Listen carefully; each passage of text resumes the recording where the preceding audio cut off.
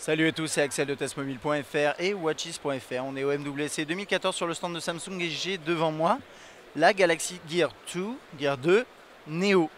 Alors Galaxy Gear 2 Neo, c'est le premier terminal, corrigez-moi si je me trompe, qui est vendu par Samsung donc, dans le commerce et qui tourne sous Tizen. C'est une version light, on va dire, de la Gear 2 qui fait moins de choses. Mais c'est aussi ce qu'on attendait hein, sur vraiment le successeur de la Gear 2, c'est un produit, enfin de la Gear, du Gear à la base, de la Smartwatch Gear. On attendait quelque chose qui fasse moins de choses, qui soit moins cher et qui soit peut-être plus légère. Enfin voilà, moi c'est ce que je disais en tout cas dans mon test de la Gear. La Gear 2 va dans le même sens que la première Gear, mais cette Gear 2 Neo, pardon, va dans un sens un petit peu différent tout en ayant une approche très similaire. Niveau spec, en deux mots, on a un écran 1.63 pouces Super AMOLED. Elle est IP67, autonomie annoncée de 2 à 3 jours, compatible S-Health, port infrarouge, Bluetooth 4.0 et possibilité de capter, de vous indiquer votre fréquence cardiaque à travers un capteur qui est juste en dessous, ici. Elle est beaucoup plus légère, ça se sent. J'ai pas le prix, hein, mais bon, on le voit pas là comme ça, mais elle est vraiment plus légère.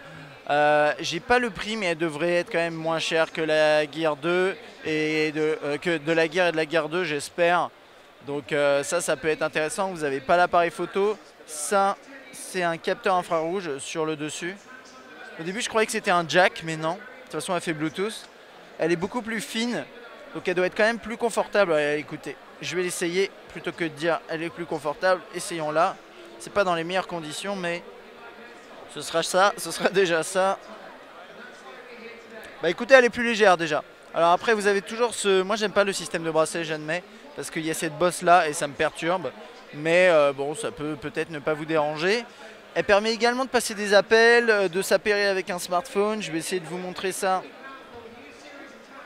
dans l'interface. Voilà. Vous avez un Media Controller, Remote Watch On. Quelques applications, alors a priori il devrait y en avoir quand même moins que sur l'écosystème Gear Android. Mais ça on verra bien. Find My Device, Gallery, Media Controller, Message, Notification. Vous pouvez avoir vos notifications bien entendu. Je vais revenir en arrière en faisant comme ça.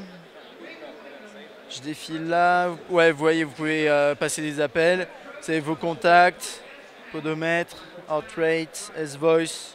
Quand même pas mal de choses hein.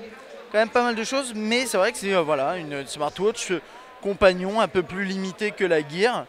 Mais c'est ce que beaucoup de gens attendent aussi hein, d'une smartwatch, c'est qu'elle soit réellement compagnon et qu'elle n'essaye pas de faire trop de choses. Notamment l'appareil photo, pour moi, c'est ce qui servait à rien. Et là, je trouve que c'est un produit du coup qui est peut-être plus séduisant. Hein. J'ai hâte de voir le prix par contre. Calendrier, voilà, de la journée. Pourquoi pas? Enfin bon, voilà, ça c'est pour la Gear 2 Neo sous Tizen. Une petite smartwatch qui me paraît très intéressante. Reste à voir le prix, puis bien sûr on la testera et on vous donnera un avis plus complet. Allez, à bientôt.